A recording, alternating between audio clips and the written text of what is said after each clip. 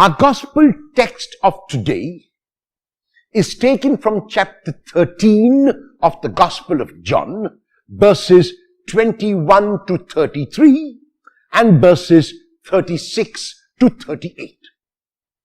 It is a scene immediately after Jesus has washed the feet of his disciples, even when they are in the midst of their meal. The fact that he gets up from table when they are in the midst of a meal and begins to wash the feet of his disciples is an indication that the gesture is not merely a gesture of service. It is not merely the gesture of a slave. It is the gesture of unconditional, of magnanimous, of eternal love. And the reason why it is a gesture of eternal love is because of what happens in today's gospel. A few verses after Jesus has explained his gesture, he sits down once again now at table, and the text of today can be seen to be divided on the one hand into the prediction of the betrayal, and on the other, the prediction of the denial. Jesus knows who is going to betray him.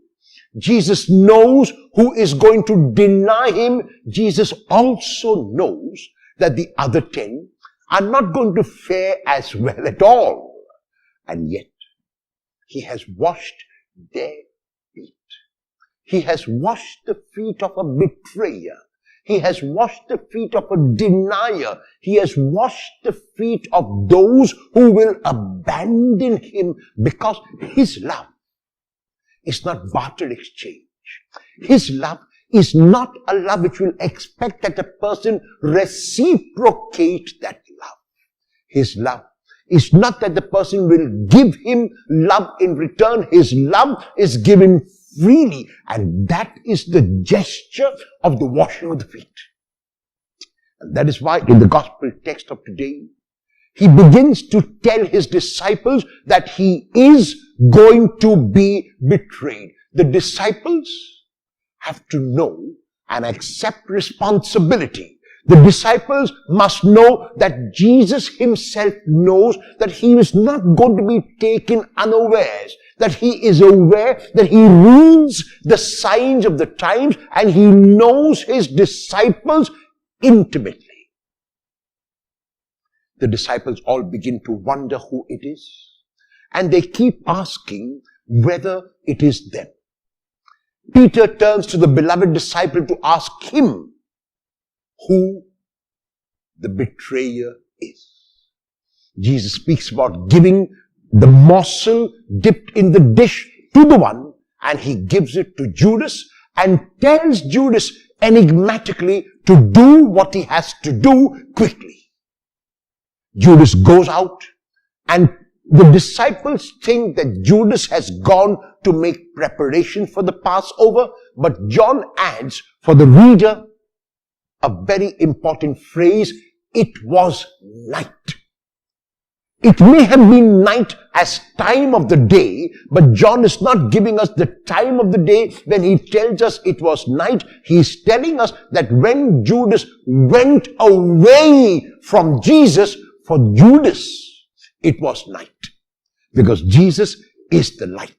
So anyone who goes away from Jesus, anyone who moves away from Jesus, moves away from the light to the darkness, and Judas has gone to the darkness. Jesus then goes on, after Judas has left, to predict his denial. The Peter who is so emphatic in his support of the Lord, the Peter who says that he is going to die for the Lord, is the same Peter who will deny the Lord when the time to stand up comes. Peter is unable to stand up because of his fear, and yet the Lord will be able to look at Peter even after his denials, even before his denials, and during his denials, with unconditional love, acceptance, and compassion.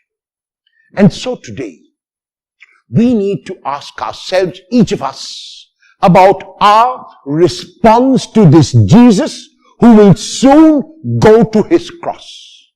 Have I, like Judas, betrayed the Lord often? Have I, like Peter, denied the Lord? Have I, like the other 10, run away from the Lord? Or is my response quite another? If so, what is the response I will make?